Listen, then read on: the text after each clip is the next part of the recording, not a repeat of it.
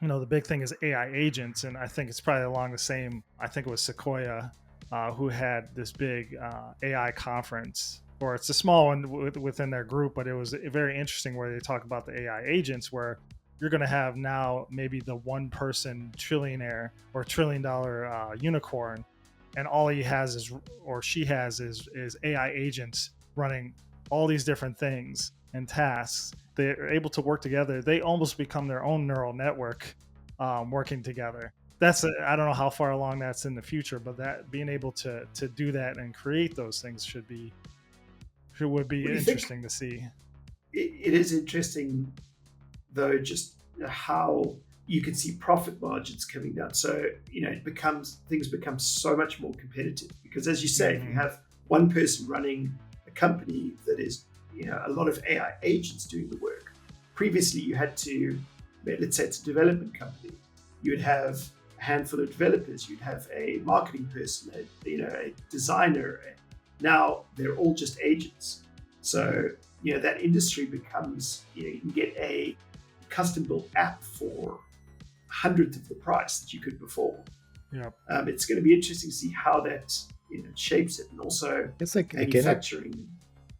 as you mentioned earlier, it's just going to come down to creativity again, right? Because like anyone can now run a company and have these AI agents that sort of build out some software products. But okay, great, you can build out something that would have taken a year of development with 20 people. Now you can do it yourself in like a month or a week. But it's still just is that product have any value? Because there's 50 other people can do the same now, and so Yeah. the drive of that product goes way down. Not again, it comes back to what you're saying, but around creativity. You can't just the value isn't you being able to create the thing anymore. It's what's special about it, like what's unique about it. Why is it solving that nothing else has solved yet? And as you both have sort of mentioned, it's going to come back to that sort of human approach of being able to sort of be creative and come up with those novel ideas more than just the pure output of something. Very different way of sort of approaching things. Like hard work isn't going to be the driving factor anymore of being successful in a traditional sort of way. I guess it raises a question, and we could ask: is soft skill mastery the new hard skill?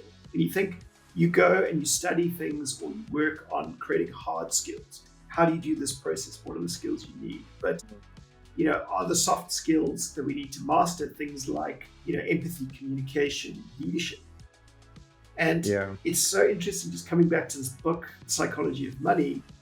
It looks at also how you take certain sort of skills or talent. So you think smart people, you have one smart person in the town, this is 50 years ago, and they can do incredibly well because they're the smartest person there.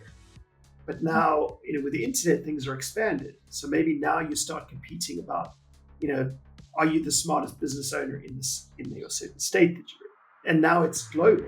Are you, the smartest person? It's like, no, there are lots of smart people. They're a dime a dozen because you have, access to a global pool of talent. But it's all those other soft skills that make them particularly effective. Are they a good leader? Are they a good team player? And it suddenly becomes there are all these other skills that are being sort of amplified.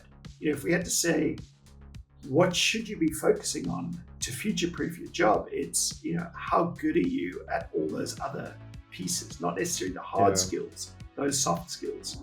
I'm curious, in video games, cheat codes let you skip months of grinding to unlock special abilities instantly.